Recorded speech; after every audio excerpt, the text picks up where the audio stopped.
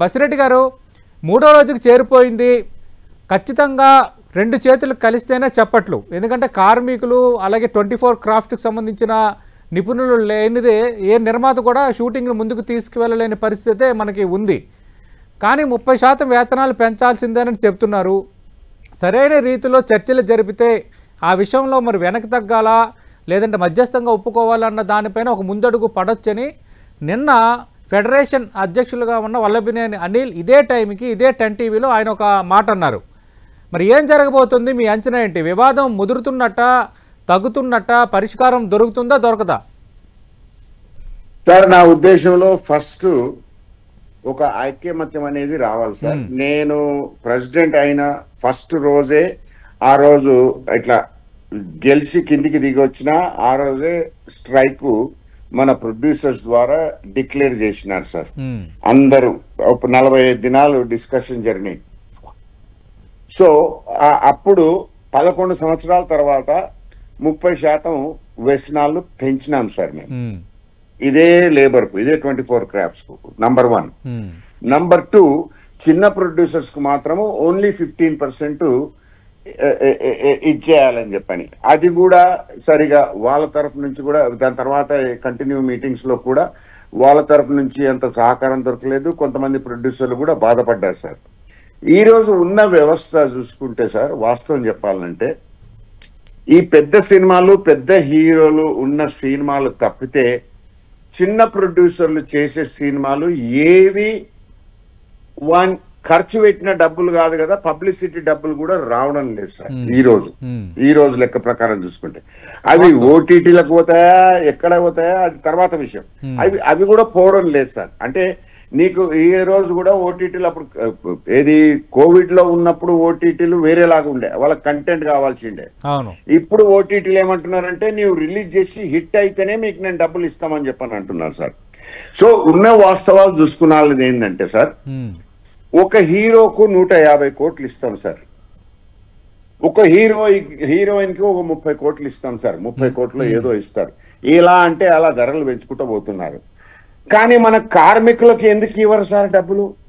అంటే నేను అనేది ఏంటంటే, చిన్న ప్రొడ్యూసర్లు ఒక 100 మంది నేనున్నప్పుడు 150, 120 తక్కువకి లేకుండా 150 సినిమాలు రిజిస్ట్రేషన్ కు వస్తుండే sir.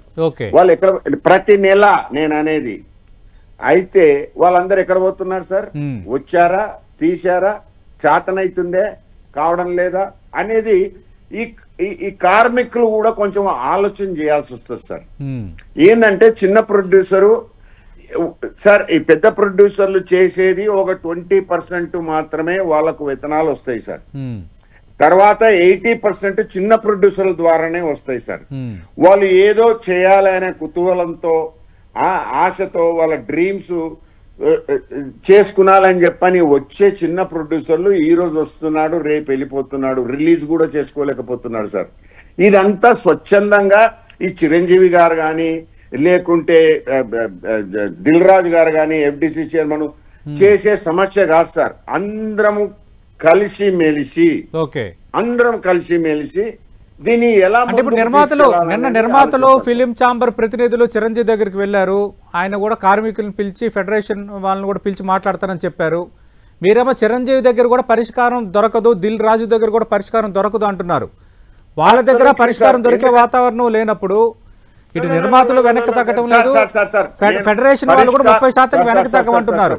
But where is the solution అని అడుగుతున్నాను నేను. దీనికి ఎక్కడ ఎండకాడు? మీరు నన్ను మిస్కోట్ చేయకండి. వాళ్ళు మాత్రమే పరిష్కారం తీసుకురాలేరు. ఈ 24 క్రాఫ్ట్స్ లో ఉన్న ప్రతి ఒక్క అసోసియేషన్, ప్రతి ఒక్క ఇదేదో ఉందో వాళ్ళందరూ కలిసి కూర్చొని మాట్లాడాలి సార్. ఇది ఒక చిరంజీవి చెప్తే అయ్యేది కాదు, మోడీ వచ్చినా కాదు సార్. అంత దూరం ఎందుకు? మనం అందరము సరిగ్గా కూర్చొని అవునరా సార్. నేను సింపుల్ క్వశ్చన్ అడతాను సార్. పెద్ద సినిమాకు బడ్జెట్ లో hero, heroine, director, music director ఆడికే తీసుకుందాం, నలుగురిదే. వాళ్ళ బడ్జెట్ ఎంత? తర్వాత ఆ కార్మికులు పనిచేసే వాళ్ళ బడ్జెట్ ఎంత పర్సంటేజ్ వైజ్ సార్? కార్మికులు ఉంటేనే ఈ పెద్ద హీరోను ఈ కార్మికులు లేకుండా ఆ డబ్బులు ఆ సినిమాకి వచ్చే డబ్బులు తీసుకురమ్మని చెప్పండి సార్. ఎట్లా తీసుకొస్తాడు సార్? ఆ స్టంట్ మాస్టర్స్ లేకుంటే ఆ హీరో చేయగలుగుతాడా సార్? ఆడ డూపులు స్టంట్లు ఉంటారు, వీళ్ళందరే కదా సార్ పనిచేసేది. ఆ హీరో అంత పెద్దగా అయిందంటే ఈ స్టంటులో పనిచేసే వాళ్ళే కదా సార్, ఆ డాన్సులు చేసే వాళ్ళు, ఆ కొరియోగ్రాఫర్లే కదా సార్. ఏంది సార్ ఇది?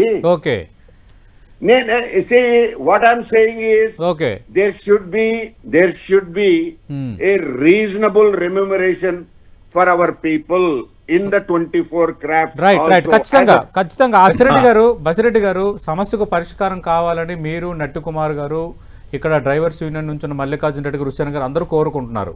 3వ రోజుకి చేరుకుంది, మరి రేపైనా పులి స్టాప్ పడుతుందా? ఇప్పుడు చిన్న నిర్మాతల విషయంలో, పెద్ద నిర్మాతల విషయంలో వేరువేరుగా ఫెడరేషన్ ఆలోచించాల్సిన అవసరం ఉందా? డెఫినెట్ గా సార్, డెఫినెట్ గా చిన్న నిర్మాతలకు 50% తగ్గించుకోమని చెప్పండి, పెద్ద నిర్మాతలకు 100% పెంచమని చెప్పండి. సార్ మీ వీడియో ఆన్ చేయండి సార్, బసిరెడ్డి గారు వీడియో ఆన్ చేయండి సార్, జూమ్ వీడియో ఆన్ చేయండి. వీడియో ఆన్ చేయాలా? ఆఫ్ అయింది. నేను కోరుకునేది ఏంటంటే చిన్న నిర్మాతలకు 50% తగ్గించండి సార్. ఇదే డ్రైవర్స్ గానీ, ఇదే 24 క్రాఫ్ట్స్ గానీ నేను వేడుకునేది.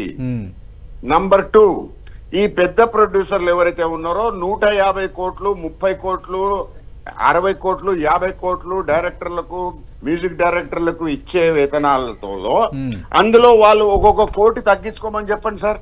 ఈ చిన్నోళ్ళు బతుకుతారు కదా సార్, చిన్నోళ్ళని కూడా బతికియండి సార్.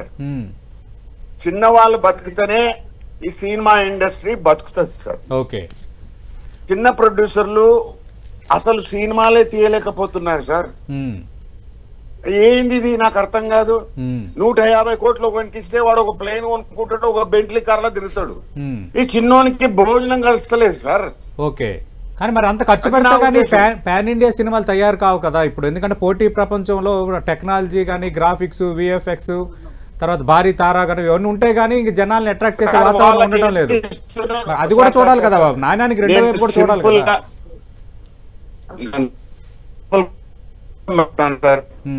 ప్రొడక్షన్ తీసుకొని వాళ్ళ వస్తుంది, ఈ హీరోలకి ఎన్ని డబ్బులు ఇస్తున్నారో, హీరోలకు హీరోయిన్లకు ఎన్ని డబ్బులు ఇస్తున్నారో అది పర్సంటేజ్ ప్రకారంగా చూడండి సార్. చిన్నోళ్ళు బతుకుతున్నారా, ఓన్లీ పెద్దోళ్ళే బతుకుతున్నారా? సరే, వాళ్ళకి ఎంత కానీ వీళ్ళని కూడా అడ్రస్ చేయాలనేది చాలా కీలక డిమాండ్.